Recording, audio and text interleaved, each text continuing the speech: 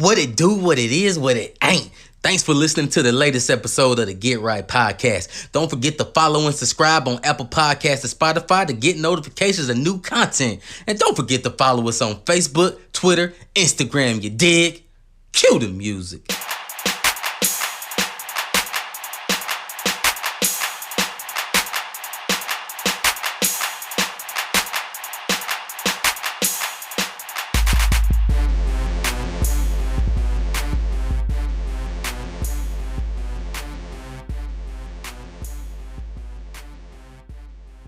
Oh, what it do, what it is, what it ain't. It's your boy T. It's the Get Right Podcast, episode 101. We back. We over that 100 threshold, man. And of course, I'm never rolling solo. I got the homie with me, Rod. What's some 3 words, bruh? What up, though? Yes, sir. And the people that love to hate the love. Sometimes late. Kawhi Leonard, Mr. Misconception himself, DC. What's good, bro? DC in the place to be, man. Was about to break out some Ashanti on them, but I was like, no, I'm gonna chill. That Ja Rule and Ashanti. Ashanti. Always on time. Yeah. Not today. But we still love you, bro. We still love you, bro. And hey, we got a guest. This is a sister of us, man. Especially me and Rod. Definitely got some years knowing this young lady, doing her thing in the corporate world, has her own business. We're gonna talk about that. Women of faith. Better try Jesus though. Don't try her. Got Darlene Perkins. What's up? What's going on, Darlene? So how you feeling? Welcome. Thank you for finally tracking you down. It took like 9 months, but welcome to the show. Yeah. So tell us about yourself, who you is, where you from, what you doing. What I'm doing right now is talking to y'all and drinking some tea. But I am Darlene Perkins, born and raised in Detroit, Michigan. Who I am a child of God first. I gotta give him all the glory in everything I do. A mother, an entrepreneur, and a little bit of everything else. Program manager and all the things. Primarily Fintech right now. Yup. You was a go-to for me in my times. I know who know the answer, Darlene. So I know who know. And it's been great. And so being in Detroit, woman in Fintech, all those things. What is that like? Because in the corporate world, I'm air quoting, the man's world, especially Fintech. What is that like as a woman being in that arena? For me, it has definitely been empowering, I will say. It's had to have me dig deep in ensuring that I'm staying true to who God has called me to be first and foremost.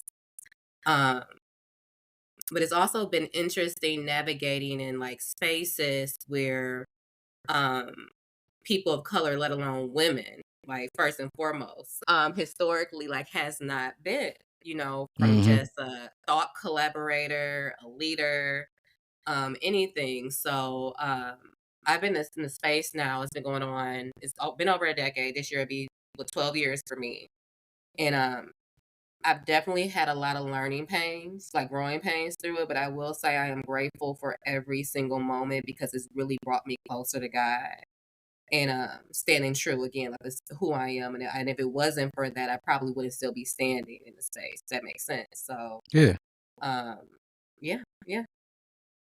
That's what's But up. empowering, just being able to like bring that level of thought to like some type. I see everything as a science experiment, right? So just being able to contribute thought that no one else in the room would have thought of, like to continue to help with that diverse when it comes to the vantage point of like a person of color or a woman of color in the spaces when it comes to like finances or like how from a historical perspective, like think about it like maybe generational wealth, like how people were taught how to spend money, save money, track money, even like I can only speak for myself, but it was a little bit different in my household versus, people that might live in Dearborn Heights, right? So Yeah, that's a big fact. yeah. So it's definitely been interesting, but again, just grateful to be in the space and allowing God to use me. That's what's up. Like, fun fact, I remember I don't know what year that was, like 2013, 14, whatever it was. When I switched over to a new position, when I left banking at the company that I worked for, I switched over to a new position.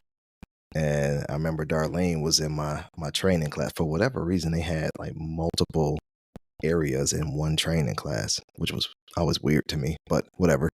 But I remember her being there, quiet, like not saying much, and not saying I'm the most talkative individual either. So I just remember looking like giving her a little head nod, like, yeah, it wasn't many black people in that room outside of me, her, and then one of the trainers. So I'm like, all right, we got We some in here. color in here. We good. We good. Yes, yes. I was Hmm. just be like, Ryan was my first servicing friend. Right. Yeah, that's what's up. And you mentioned like leadership, being woman in leadership, and you advocate that. Again, I interact with you in the corporate world. You advocate for that heavy, which ain't a bad thing because I do too. Um, being from, you said different parts of the world, right? Different minority groups and all that. What's been your motivation though for you to continue to advocate that and pound the pavement? Yeah, yeah. For me, honestly, like, and I had to sit with that, like, chewing that a little bit earlier. But it's honestly myself, like, it's Yeah. myself and other people that look like me. To Rye's point, like, when he said when we first met, like, I was fairly new in that type of space, and I didn't recognize, like, what arenas it was gonna push me into. Um, so I had to sit back and observe, and, like, be in silence and really, like, pick up things, but over time, I recognize, my voice is just as important as my peer who's a male or my peer who does not have the same skin color as me, as anyone else in the room. And it's powerful. It brings perspective. It Mm-hmm. brings just all types of things into the space, creativity. So what really what motivates me, well, one first and foremost, I would say myself, and I'm a child of God. I'm always going to lean on that. But then I think about this as well. Like I'm a mother, and not trying to stereotype it or anything like that, but I'm raising two young boys. Um, and it's important for me, especially to show up as a good steward for them so they can know what leadership looks like when it's time for them to go in the world, whether it's how they regulate their emotions, how they build relationships, how they manage their time and money. So I take that responsibility very seriously, especially considering the fact that I'm raising two brown boys. And no matter how many accolades that I have or my children may have, there's always that first perception, right? The first thing they're going to see when someone see them is a young black man walking down the street. No matter how clean they are, they don't see the certificates they have or their report card. They just see a young boy having a good time, and I want to ensure that I'm showing up um, and showing them how to regulate any type of perceptions that aren't true, to help really Yeah. like own that narrative instead of allowing someone else to create a narrative for them, right? So when I think of stewardship and leadership, it just all ties. It really all ties. But then like most importantly, and we'll probably touch on it, but it's really just being the example that I needed to see and that I still need to see as a woman in color in this space. Like it was moments and times in my corporate career that I was always compared to my white colleague, especially in a man when you think about technology and things like that. And it's like, and no matter how much I drive and do the things I have to do, you will never make me a white man, and I don't desire to be a white man. Mm. But I do want to become who God has called me to be, and that is a colored woman, a strong colored woman, right? And I'm just becoming the person that I always need to see. And other women, either older than me or younger than me, need to see this as well. So I Mm. hope that answered your question. No, stand on your soapbox. It did. I know Rod had a question for you because we was talking about it earlier. So I'm gonna Okay. let Rod pose this question, and then we gonna get into it because I definitely want to hear that story though, man. But Rod, man, this for you. Oh, I think when you think about even what you just said about coming from Detroit, being in spaces that I don't know if you necessarily thought you would be in, but I don't know if y'all seen the movie Hamilton where they say, wanted to be in the room where it happened. I think, I have a similar type of vibe and feel, like being a black male in a space that's dominated by a lot of people that don't look like me. Like even as you go to the top of the food chain, there's not a lot of people of color at the top, the very top. But historically, it has not been dominated by people that look like me. So you have to learn how to navigate in that space. I know for me, being a kid from the west side of Detroit, um, I had to learn, one, how to be a chameleon, how to still stay true to myself and be the person I am, but also show the education that I have as well. So I know you put a post out on Facebook, and I thought it was very profound, where you kind of touched on the struggles that even today you still see when you look at how your career has gone and where it's going to. So let's talk about some of those challenges that you face and some of the things that you have seen as you've continued to move upward in your corporate journey. Yeah, no, for sure. No, and thank you for sharing that because like that chameleon piece, that like was a great metaphor because I recognize that that is probably what I've been doing too for a very long time. And I remember the post. I have it up here because it was definitely it was on my spirit to actually share because it was some young women that was reaching out to me with very similar stories or just like issues like wrestling with like identity essentially. And it just made me just sit down and really reflect on my life, like just as an African American woman, an African American girl from the east side of Detroit.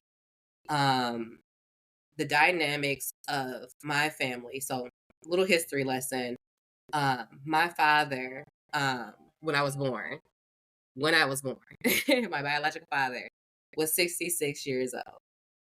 So he was born in 1920. If he was still Oh, living, he'll wow. be a little bit over 100, right? So just having that type of father figure in my life as a child, like the level of wisdom that he instilled in me at a very young age, already made me a peculiar kid, right? Like I'm not gonna say I never really fit in, but just like the things that people were inspired by or made them excited, it wasn't something that I desired, right? I always desire like having real estate, or being able to like get to the people, help the people where they're at, because that's where my father's mindset was at, right? And that's what's important to me. But um primarily like just growing up in a predominantly like low income type of environment. My father was a very like well established man. Actually, the neighborhoods that we used to live in was the areas that he actually owned property. So that was another reason why we stayed in those areas because it was important to him to be close to the people, Mm, right, and be able to just be there for them immediately. But like I didn't go to like an Ivy League type of school or anything like that. It's one regular public schools, but just having that type of mindset and just how I talked and how I showed up in spaces. We went to church.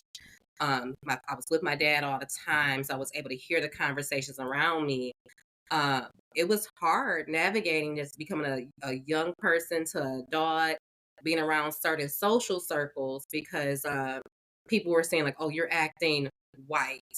Mm. And by acting white, meaning that I had dreams and goals outside of, going to the twerk off or, learning how to braid hair. I always aspired to like be in some level of leadership, whether it's like property management or servitude, like something like that. And again, like that was just based off of the dynamics of my life. But then as I became a young woman and was able to get into corporate spaces, it was like the complete opposite, like of the level of perception is some of my peers, or I would say peers, um, in spaces in these areas were because no matter how many accolades that I had outside of the organization, right? Again, that perception that they just see you as a black woman. and whatever narratives that they've created around their head around like what being black means to them was associated with how I was. So I remember, and I'm not sure if you guys, because people say even to this day, like, oh, where are you from? You have an accent, or just how I talked. I could I could say something completely verbatim as a white colleague in the room, right? Hmm. And using this exact same type of words, the same semantics, and based off my tone, it would be like, oh, you got a little slang to it. You know what I mean? Or it's just a little sudden some type of tang. So it always made me feel uncomfortable because it's like no matter what space I was in, I didn't feel as though for a while that I was accepted by either groups. Whether it's people that look like me or don't look like me, I'm always going to be seen as different. And I wrestled with that for quite a while. I mean, honestly, up until like maybe my mid 20s, because I'm just trying to check the boxes so I can live a good life, Yeah. right? But that's when I had to really. So I said all that to say, like, I grew up in a household, the wisdom was there. We were very faith based. My family went to church every Sunday. My uncle was a deacon in the church. But at one moment in time, I strayed away from it. I'm like, I'm seeing how things are lack of not going right, and I'm thinking I know more than my parents, especially my father being a senior. Like, oh, you don't know what you're talking about. Like that stuff happened in the 1900s. Like um, but it wasn't until I started seeking who my identity was through God, where I started to get my confidence and standing like 10 toes down on how I thought, how I moved, how I talked, and honestly also correcting people. Like not allowing things to get pushed under the rug when there's like some type of innuendo of like racism, honestly, or even ignorance, and That it can be part. on both sides, and even to people in circles that look like me in environments that I came from, I also recognize, and I want to be careful when I say ignorance, because when I say ignorance, not saying ignorance as though like, they're stupid or Lack of knowing. they don't want to. Sometimes they just don't have the accessible resources to know. And I recognize that I don't believe in coincidences and like people coming together. If I'm in a space where I can educate someone gently Mhm. and provide them a resource to help better their lives, if allowed, I'm going to do it. Mhm. And with that, fruitful connections and relationships started to build versus there's some type of weird tension, like, oh, Darlene thinks she's a white girl. You know what I mean? Like, no, it's just like thank God I had a father that lived a lot of life and was able to share a lot of wisdom and knowledge with me early on. Mhm. So I can seek out things. And now I feel like, I'm not going to say feel like, but I recognize it's my responsibility as a servant leader to bring resources to know, regardless of what the environment is, whether it's in the hood or in the corporate space. We're all here to serve, right? Sure. So yeah, that's been a little bit of my journey. No, that's 100% accurate, and I don't think a lot of individuals get to experience that, right? Like there's always that balance of duality, right? Where you have to stay true to who you are, but you also try to um, not cater to your environment, but make it a safe space. I guess that's the better way of saying it, right? Comfortability. Yeah, comfortability. Like for me, I always look at it as I was born to be different, like growing up where I grew up. Like yeah, when people hear you from Detroit, they automatically think, violence and all this stuff, ignorance and just a whole bunch of stereotypes that, you eat it cuz again, there are people, not everyone, but there are, people in that environment that don't take the same path, that don't have the knowledge or the want to know to try to change their path in history. And I always looked at it, I was born to be different, right? I wasn't born to stay on schoolcraft my entire life. Love my hood, love it, right? Memories to this day. probably seen some things, not even probably, seen a lot of things that I shouldn't have seen, but it also built to me to be the character and the person that I am today, which allows me to think, even in the corporate space, when I go up against somebody, quote unquote, for like a role or something like that, I always look at it as you would never survive what I went through. Like, Mm-mm. you're not better than me. And I used to have that thought of, again, I didn't go to an Ivy League. I went to Eastern. And it Mm. actually was at Eastern where I started to realize I didn't have a lot of diversity in Detroit, bro. It was like black people Yeah. and more black people. Diverse black people, I guess. But it wasn't nothing where you learn about different ethnicities, in Detroit, as I think we talked about in this pod before, is more segregated than people would realize. It's very Mm. segregated. Yeah. And I didn't even realize that until I left Detroit. Like, damn, I guess we are.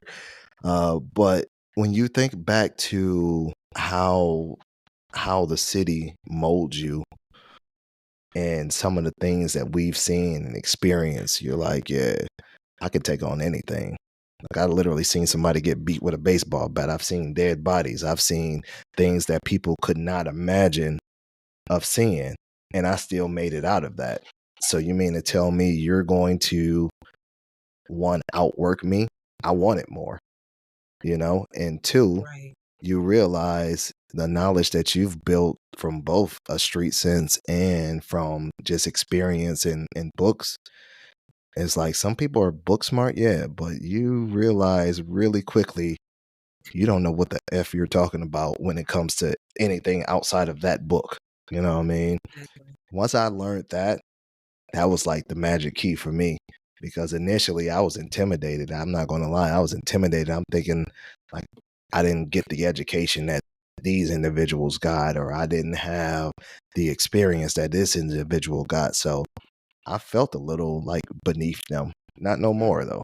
Once I start hearing them talk and understanding, like, bro, my brain worked better than yours, or just the same. So what I'm gonna be intimidated for? And once I got that out of my system, it was like, all right, it's go time. And it's been lights out ever since. So I wholeheartedly, I can feel your sentiment for sure. Yeah. And even into that post, and just to add, right, as people are listening to this show, when, there are plenty of times where, on the other side of the fence, that, where we say, hey, I don't aspire to be white or any other ethnicity.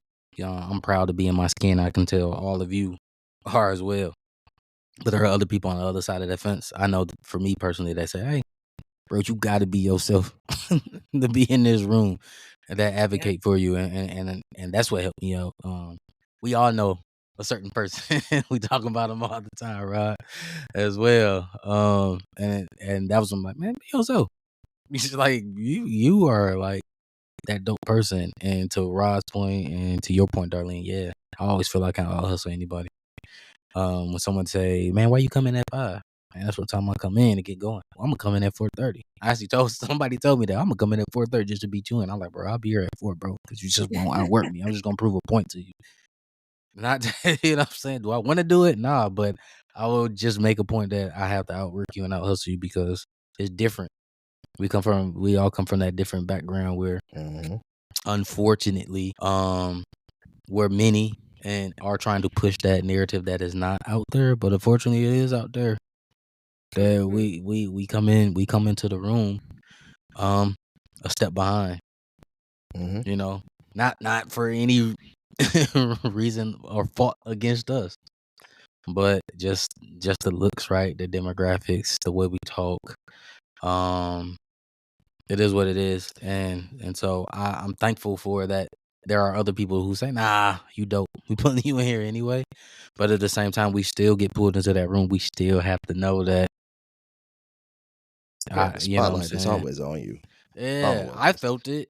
I felt it. You know what I mean? In my Yeah. corporate Mhm. world, I felt it because at one point in time, I was the only person in leadership that looked like me. Mm-hmm. So I had to Mhm. look left and right. But there was someone who didn't look like me and said, "This room is awfully white." Why? And I was like, Let's talk Good about it. Yeah. question. Mhm. Like, let's talk about the elephant in the room, man. I think like that post was you Yeah. addressing the elephant in the room, and it's okay to have conversations. We got Yeah. to get comfortable having uncomfortable conversations. So salute to you for making that post. And I saw Yeah. like so many people was hearting it and like, Darlene, you the best, you go girl. But salute to you, Darlene, because I think like many you and many others, including myself, Rod, DC, many other people had to have those conversations to get comfortable being uncomfortable having those conversations, because that's how we learn. You said it yourself, it's not Absolutely. ignorance, it's just a lack of knowing. And so let's start having those tough conversations about it. Let's share our story so we can all understand it. And so salute to you for making that post. I think it's real, No, man. no, for sure. And I appreciate y'all even like seeing it Okay. and recognizing that that was something that we do need to talk about more. And just tying it back to the corporate piece just a little bit more, and and we can jump into something else if you want. But um, in the spaces where like someone that doesn't look like us, right? Hmm. Um, you could tell that it vexes their spirit when you talk or when you're around, Mm. or even when it comes to like to the point that you're making, like, you are the only one in the room. When I started like once I knew what my identity was within Christ, that's when I started asking those hard questions, right? Like, hey, like, why when homeboy over there, say the exact same thing that I just said 5 minutes ago, Mr. or Mrs. whoever, insert title here, you Mhm. ate it up, and because I got tired of like watching that go down like real time, right? Mhm. But when I say it, or when I share like what the solutions are, what my thoughts are, it's kind of like pushed over, like put aside, like, oh, that's not it, right? I'm seeking to understand like what exactly did my colleague that doesn't look like me show in his presentation that was different from mine when it mirrors, right? Mhm. So when you start getting to like the rid of stuff, um, it makes people start to like really, if they want to, either dig deep or show you who they are, instead of me trying to assume and create that narrative like, oh, you're like this. Like, no, we're going to get to the root of it and we're going to put it in front of everyone, right? As well as when it comes to like the certain level of education or accolades, right? I'm clearly here for a reason. I don't have to have all the degrees or certificates. I'm in this room because you wanted to hear my voice. So when you take everything off the table, like, we're all on one team. We're all here to do and drive some type of goal. So let's stick to the root of the problem we're actually trying to solve, and recognize what each person at the table has to offer and can bring to the solution, versus just, again, why does it matter if, like, how my hair looks this day if I'm just bringing a thought to a conversation, right? Exactly.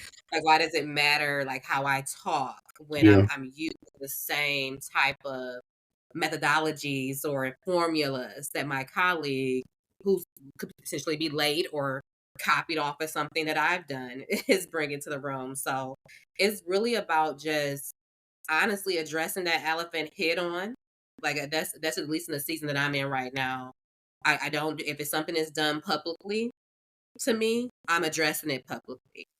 If you had the wherewithal to block me in a space or try to publicly hurt me or embarrass me or shame me, let's take a pause and let's have a conversation, Mr. Whoever you are, or Mrs. Whoever you are, insert title here, and call it out.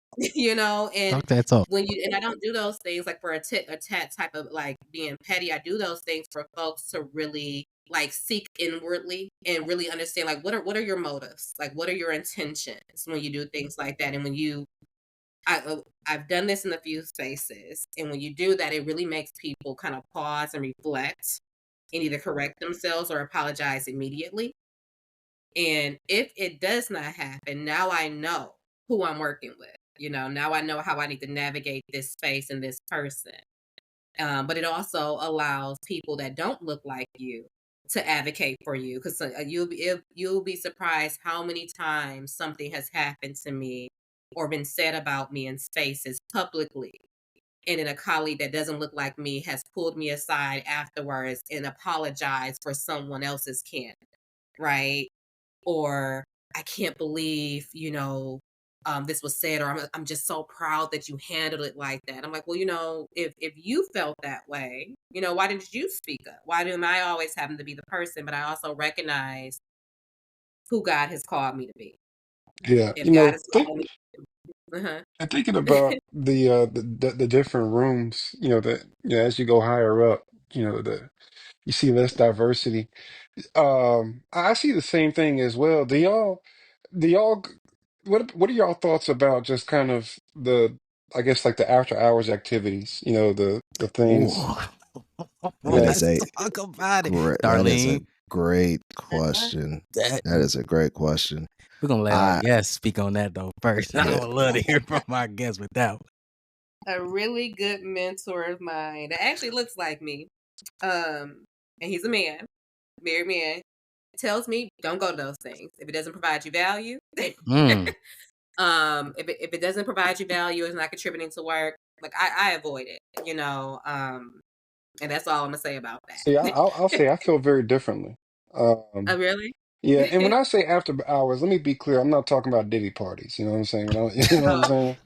Yeah. I So, don't think we were thinking that, but thanks for the clarification. yeah, just want to, we're not talking about baby oil or nothing. But what I have found is that engaging in things outside of work for me has been incredibly helpful. Because oftentimes what happens, kind of to what Rod was saying, growing up, grew up in a segregated area and didn't even realize it. Well, you got to figure it kind of happens on the other side too.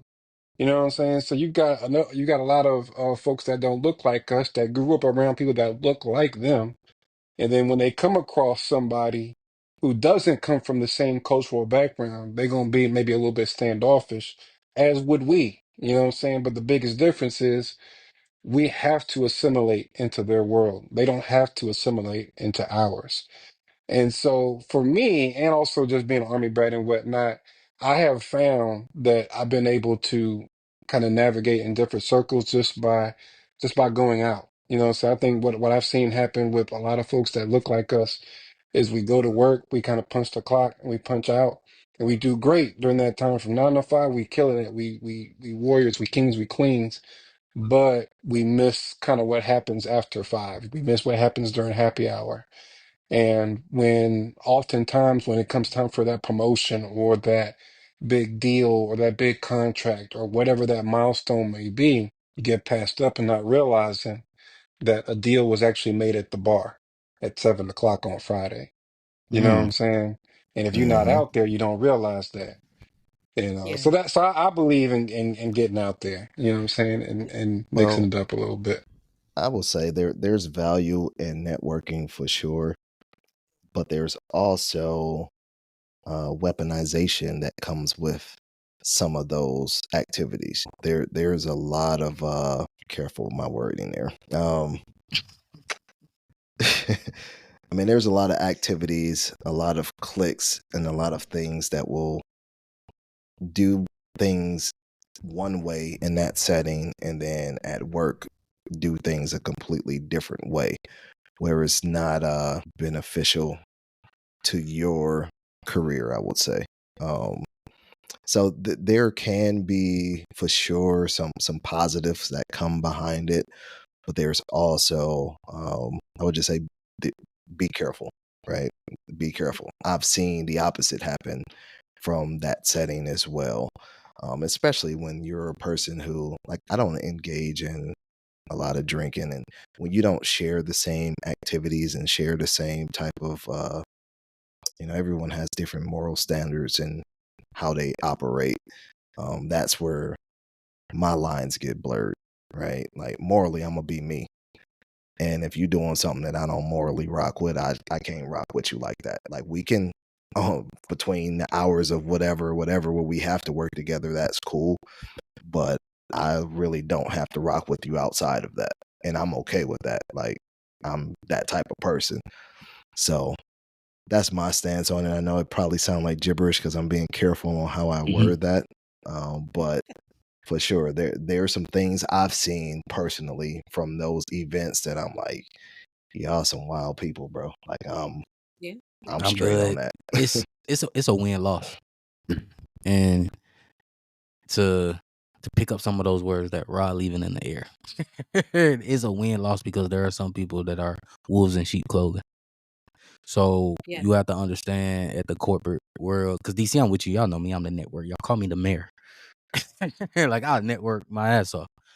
However, there are times where, and I've experienced it in the corporate setting, happy hours where I actually seen the true person when they talking about X, Y, and Z, especially about women and about other people. It's kind of like, bro, okay, I see you. I'm not gonna sit at the bar with you, bro, because then I'm gonna be guilty by association. That's my thought. And then there are other Mhm. people who are like, yo, bro, I see you doing this, bro. You might want to link up with so and so. Might want to link up with Darlene. Darlene is very informative about getting this, and this. I've actually had those conversations. And yes, Darlene, your name has came up before for someone like, you need to talk to her. You trying to get this, and this for your people. Oh, okay, bet. So you get a little insight, you get a little information, right? Like you said, DC, that's the benefit, right? Because now you're meeting people who know other people. But then you're also seeing some people where are, let's just be honest, in position of authority are acting the way they act, and you kind of like, oh, you probably expect me to key and laugh at this. Nah, that ain't me, bro. I got morals. And yes, that could be that deal that I miss at the table, but I think for me, I stand on that. I'll miss it because if that's that, though, is that really worth being that kind of person? You know what I'm saying? And then again, let's just be honest. Mm-hmm. Some of us who are in that position to be in those rooms, it's not many of us like that in that position to be in those happy hours. And so I have Mhm. to understand that too. Who like un unknowingly we're carrying other people on our shoulders, bro. And that's just always been what it Mm-hmm. was from our parents to our grandparents, Mm-hmm. all the way. Like we carrying other people on our shoulders. So do I want to carry them in this situation? So Mm-hmm. I've asked myself that a few times where like So let me ask you mm, this: do y'all think that the because we talked about the pros and cons and yeah. whatnot, do which one do we think weighs heavier, the cons or the pros? It depends on what your The goals are. intention. Yeah. Yeah. The intention. Like what are we seeking to do? Mm-hmm. And just listening to everyone, like I get your vantage point, DC, as well. Like, because I'm not gonna say I don't go out after work or I don't network, but I'm very big on I value my time, Mm-hmm. very big on valuing my time and who I allow my spirit to entertain and be around. So if they're like, what is the intention of me being in that space? Like, what is the desired outcome? If it's, just to have a good time, understanding, like, again, from a morally sound perspective, like, what does a good time look like for the people that I'm around in this moment in time, right? And if it is not associated with my brand, Mm-hmm. who I am, there's no reason for me to be in this room. And to the point, if I miss a whatever deal or promotion, that was not for me. Like I don't nothing that I miss, quote unquote miss, right? Was not a miss. That was just not for me. You know what I mean? But divine connections are, right? So I have been in spaces and rooms where like the atmosphere shifted, and initially it was an intention. I'm thinking like, oh, we're going in for this, you see people, but once, those liquid spirits start to come out, Yeah. right? You see the real face. Um, I'm very mindful of how I show up in these spaces. I don't get inebriated or drink or anything like that. But sometimes you're put in a room for your light and your character to show to help someone else. But it's still a time limit, right? Yeah. So I can go a little bit deeper on a tangent here, but I would just definitely just make sure that when you are in spaces like there, understand what your intention is, and what the next person in the room intention is as well. Because I value my time. I want to get home. I value my brand, but I want to make my money too. And if this ain't tying into all of that, then it ain't gonna happen. I would agree. Like it's all about your goals. Like if your goal is to continue to climb the corporate ladder, which that's not for everybody. I will say I'm probably not one of those individuals because the higher you go, the more people you interact with that, and we talked about it. Bodies are buried. You know what I mean? So the more people you interact with, that's like that. And I see the fakeness, and everybody on this call know me. It's hard for me to be fake, bro. Very hard. Like I can't do it. I can't do it, and I'll call you out on it. So it just depends on what your goals are. Like there are people that think that their goal is to continue to climb the corporate ladder, get as high as they can. And for them, yeah, I think going out is part of it. Like that's part of the job. Yeah. That's and you sign up for that. me knowing who I am, that's not something that I sign up for. Like Darlene said, very intentional about the events I show up to, who I interact with, how I try to navigate when I'm in that space, and making sure I'm true to myself. So that's how I would answer that. Like, yeah, for somebody who goal is to be in that space and continue to climb, yeah, that's part of it. Their pros are going to have to outweigh the cons in that scenario because you got to do it. That's it right there. But so you mentioned this word about 5 times, and I'm gonna ask you a question. Brand is important for sure, 1,000,000%. You always want to protect your brand. There's another brand outside of the corporate arena that you're doing, and you've been helping out people in the community too. I've seen that, and that's that mobile Detroit Laundry. That is your personal brand, your personal business, your thing that you've been helping out. I've been seeing, and that's one of the reasons why I've been hounding you to get you on the show, because you've been helping like a lot of people. Like I know, like fathers, mothers. You've been doing like deals. One, tell us about Mobile Detroit Laundry. How did this come about? What inspired you to get this off the ground? And what's next? Because I know you say you want to share that. So we getting some breaking news. Yeah, potentially. So first, it's Mobile Laundry Ah, Detroit. my bad. It's all good. It's all good. And yes, that is my baby. So Mobile Laundry Detroit. I've been I'm an entrepreneur in this space. I've been leading the brand for that for about 4 years now. And essentially, it's a mobile laundry Mm, service. Me and my team will come pick up, wash, dry, fold, and return our clients' clothes. In most cases, 24 hours. In some really good cases, same day. mm. Um, but yeah, I love it. It's a passion project of mine that actually came up surprisingly during COVID. You know, I was at home like everyone else probably with my kids.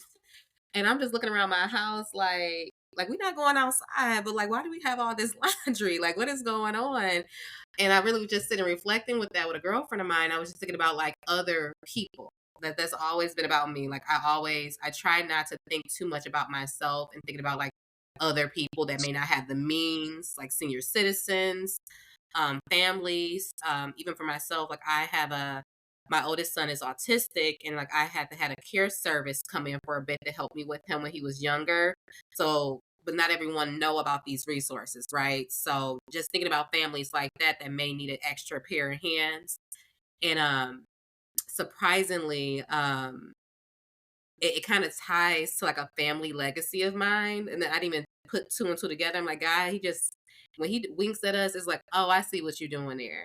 But my father, tying it back to him, he had a neighborhood community laundromat back in the early 90s in Detroit. And it actually still stands. It's a brick and mortar off of Lafayette and St. Paul, right up the street from Martin Luther King High School. And how he did it, he built a laundromat from the ground up for pretty much his tenants. Like he had like 7 properties on the block. And some people were able to have like machines in their homes, but others weren't. And again, it was a very low income area. So the laundromat wasn't necessarily there to make money per se. It was more so just there to have a hub for resources.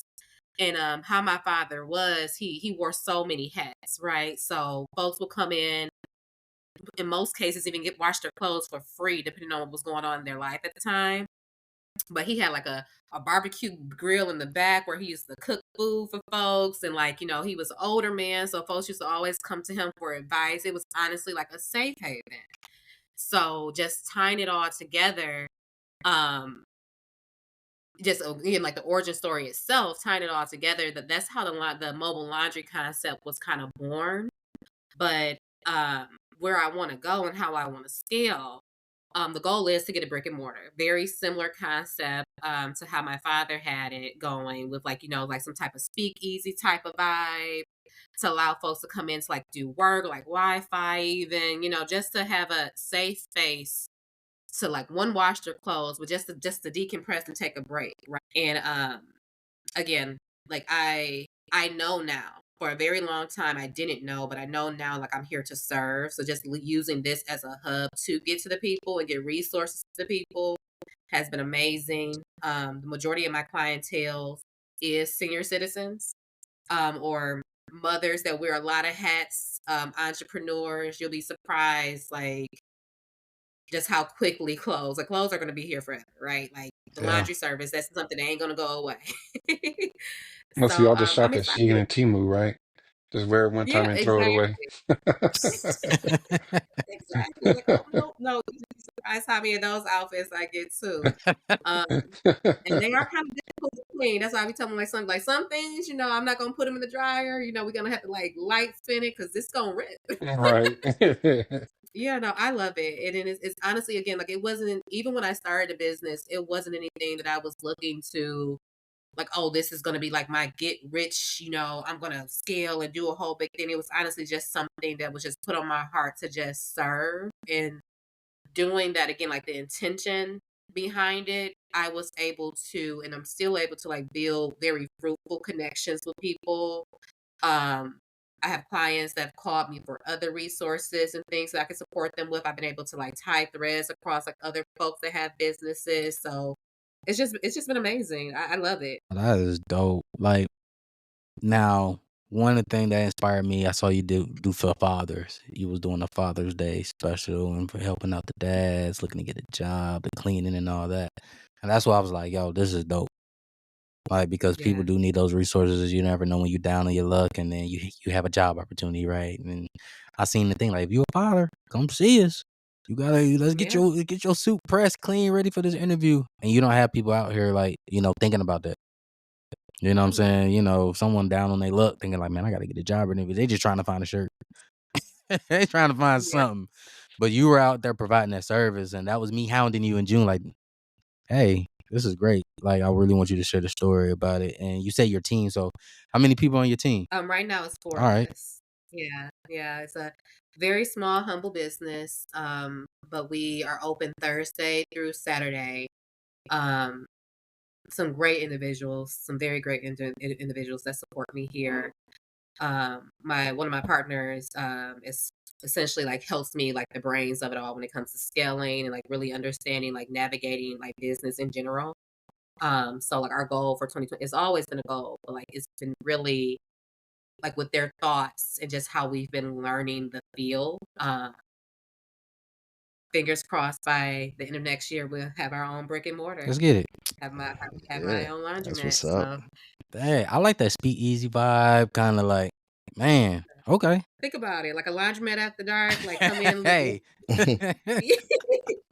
hear some poetry. You never Oh, know. Yeah. DCU, let's go, bro. Hey, DC used to do Y'all spoken have some word. beer and wine, saying? He, Your little A beer and little bit of wine Man, license, wine. Mhm. DC. back in the day, my dad used to make moonshine. It's been plenty of times I used to walk in and I see somebody eating a bean pie and somebody drinking some moonshine. It's like it's 4 o'clock in the afternoon. Like It's 5 o'clock what's somewhere. and It's five y'all not o'clock even washing somewhere. clothes. Like, what's going on? Hey, it's 5 o'clock. Hey, DC used to do spoken word. Man, we No, had to get him no, he up to didn't. Oh Detroit. yeah, the No, he didn't. wordsmith. Hmm. No, Yeah, he no, he did. didn't. Yeah, he No, he did. didn't. Yeah, You said that that's how before, I but got. That's how I got my wife.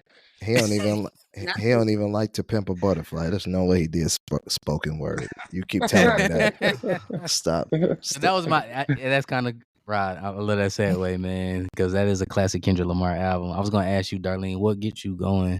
What is your motivation on music? I know before we got online, we were doing a sound check. You was jamming. Alexa had you turned up.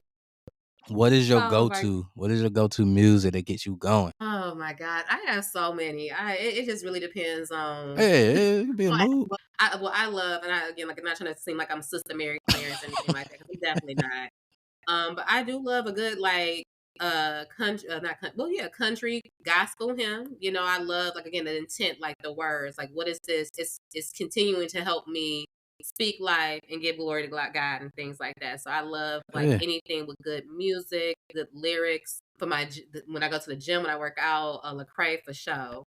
very nice. I'm jumping back on the Kendrick wagon. I'm not gonna lie. No, that's not necessarily gospel, It's but okay. again, like the message, yeah, like the message behind it, is strong. It's strong. So, and a good neo soul every now and then. You can't really go wrong with neo Nah, soul. never It's that. balance. Good Let me ask you balance. this: if you had to pick, Tim's. Any Tim's? yeah, you listen to Tim's? Tim's, yeah, Yeah, All yeah. she right, nice. all right. Let me ask you this: if you had to pick, are you Team Rihanna or Team Beyonce? Oh Oh my gosh, why would you I do had to. that? Oh my goodness. This will determine if DC is gonna be your friend or not. Probably me too. Me too. Well, B, she drops music Hmm? often. Like we just got the country album, great. Um, I love what she was doing there with like the disco funk type of thing. Yeah, that was cool. But I honestly, I probably would turn on some Reed Yes. Thank you. Best friend. first. New best friend. Thank you. Thank Oh, you. DC. Love DC ready to it. drop the car. Love it. DC. Love I mean, it. everyone's entitled to their opinion. You know what I mean? It's just, but if you ask like who's greater, we know that it's Beyonce. Like you can prefer Rihanna, but just as long as we acknowledge that Beyonce is the greatest, it's all good. You know? Beyonce has a very wide range. I will say that Yeah. of genres that she Yep. But hits. she didn't say the So greatest. So Darlene, thank you. Appreciate you. Compared to Rihanna, I mean, I, come on, like please So I think they're both compare great. the Beyonce Bowl to the Rihanna Super Bowl performance. Like, come on, Bro, she Oh was what are you no, talking pregnant, about? I'm bro. not doing She it. was pregnant, bro. You can't compare that. How you gonna say Excuses, man. how she got Excuses. a whole baby in her belly? Beyonce performed pregnant, and her if you compare Beyonce's pregnant performance to Rihanna's pregnant performance, it was better. The trimesters is still thank giving Oh, here we trimester. you. go. Yeah. Here we Argue go. Hey, that, The DC. excuses, hey, all the that's excuses for that's that's Riri. from that's from a mother, bro. That's from a mother. Exactly. So I'm gonna roll Yeah. with Be her. 3 months pregnant, 4 months pregnant, going up there skipping around versus 7, 8 months pregnant is gonna be looking a little bit Hmm. different. Yeah. Mhm. Hmm. I love it. Good answer, Darlene. Good answer. I love when the family feuds. But no. All right. I definitely don't want to keep you. I got a question. One of the questions, definitely I thought about this because you talk about your journey a lot. And we can't ask a young woman their age. Never should do that. So we'll have people guess. But if you can go 15 to 20 years back in time, what would you tell young Darlene? Kind of, what would you sit her down and be like, hey, look, check this out? That is a great question. Say about 15, 20 years, just thinking about that age. Uh, don't force anything. Trust God in everything that you Mm, do. And by doing that, recognizing that your discernment has never lied to you and will never lie to you. So by doing those things, um, will definitely get you far. Know that you are peculiar for a reason because of that. Yeah, and it's just tying back to even the conversation that we had today and just reflecting on everything. Like everyone has their own cross to bear. That's what I would tell my younger self, that everyone has their own cross to bear.